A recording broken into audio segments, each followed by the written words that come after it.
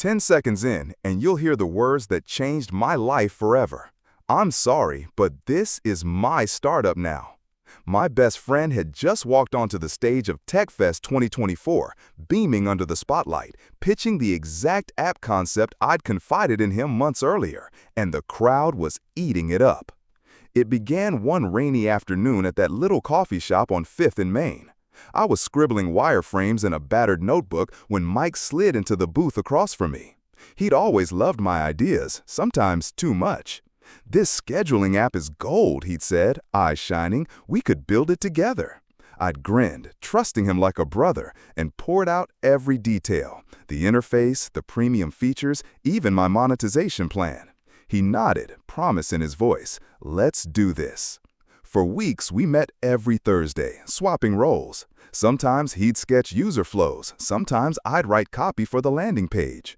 We joked about our future office in Silicon Valley, late-night pizza runs, and speaking at conferences.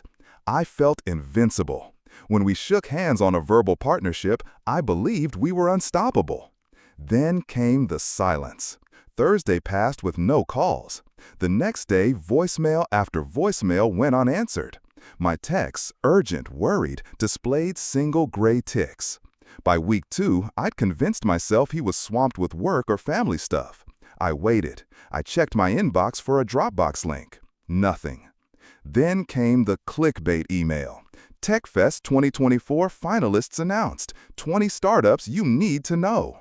My heart sank when I scrolled to see Schedulees, a name so close to mine it felt like a mocking echo.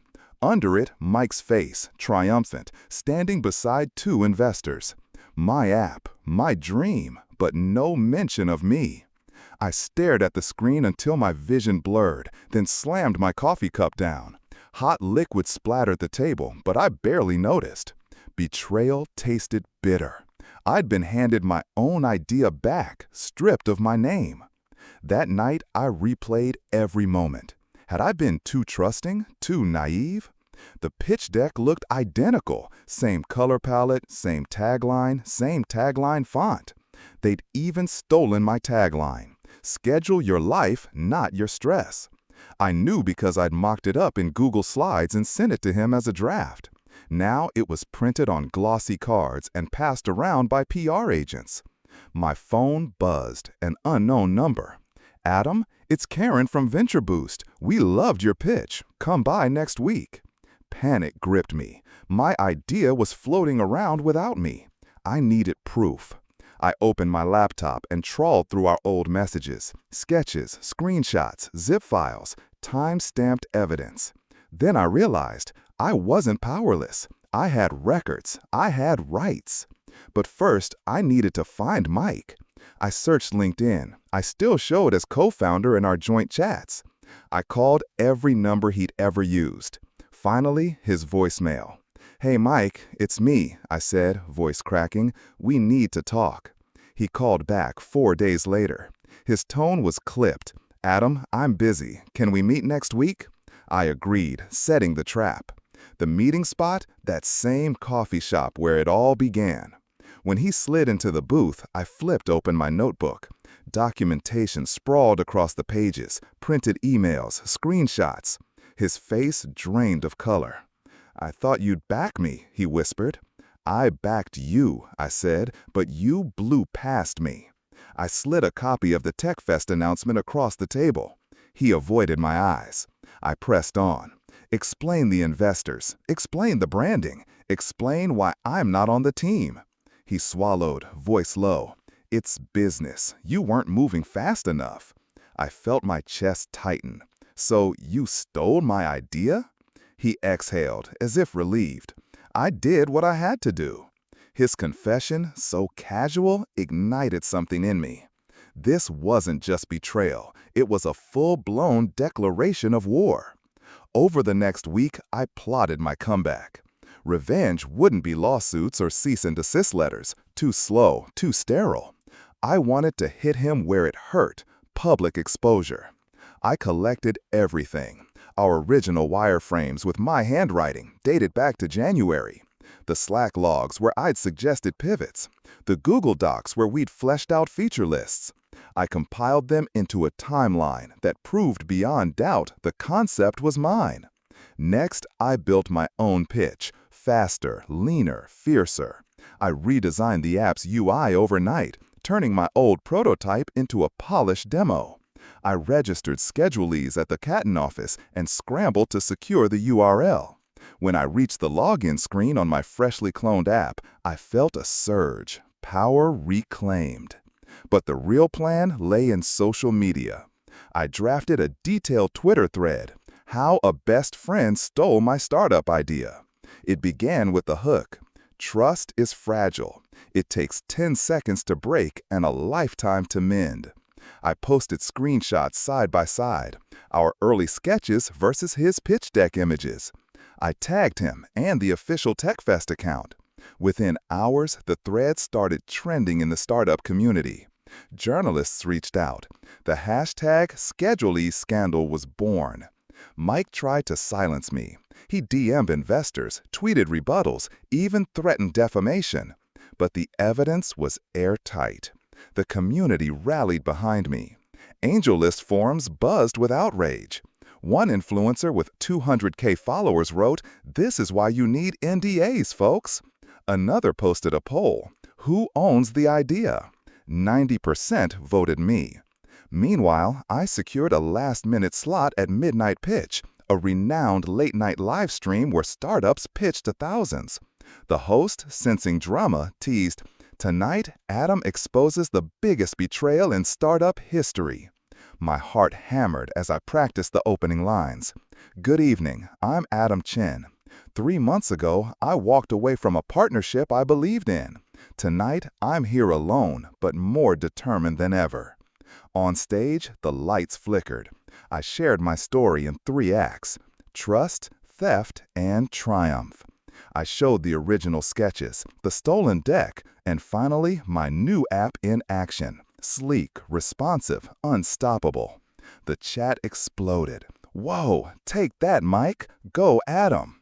When I demoed the live scheduling feature, allowing users to sync calendars with voice commands, the audience howled with applause.